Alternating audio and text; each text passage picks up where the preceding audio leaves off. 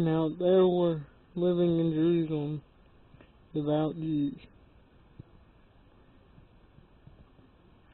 drawn from every nation under heaven, and at the sound the crowd gathered, bewildered, because of each one heard his own language spoken. They were amazed and astonished, and exclaimed, "Why, they are all Galileans. Are they not these men who are speaking?" Now, it is interesting. I think personally they spoke one language. I don't think they necessarily spoke one language. I mean, they spoke something that may have been native to them, maybe. They may have spoke Hebrew. But the fact is, it came out to the Greek as Greek. It came out to the Roman as Latin. Think about this. This is how speaking in tongues actually worked. It came about this way. It was done in this manner. It's very intriguing.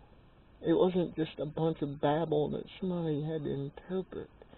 It was God speaking through them to everybody at once. Instead of speaking each speaking one language, He made it to where they could understand what they were saying. They were hearing their own language, a language the Galilean men didn't know. And that's the other point in this.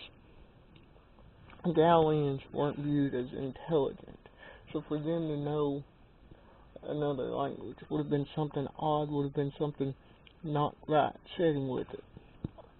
We see in the first part of this that the crowd notices the sound, the sound of the wind going up, the Spirit laying upon them, first got the people's attention.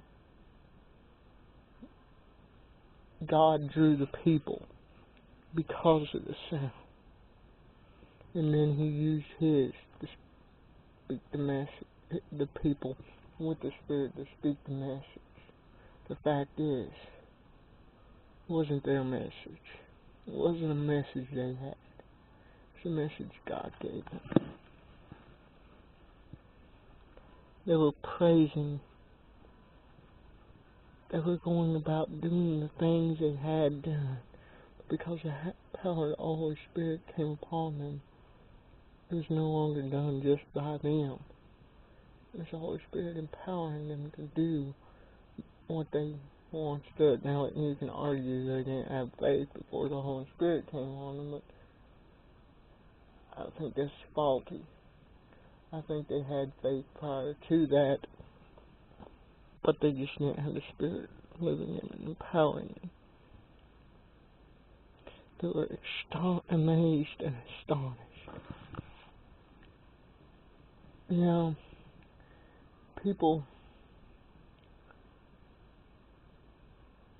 we as Christians need to grow respect where people aren't necessarily amazed in what we do, but may be amazed in how the Spirit chooses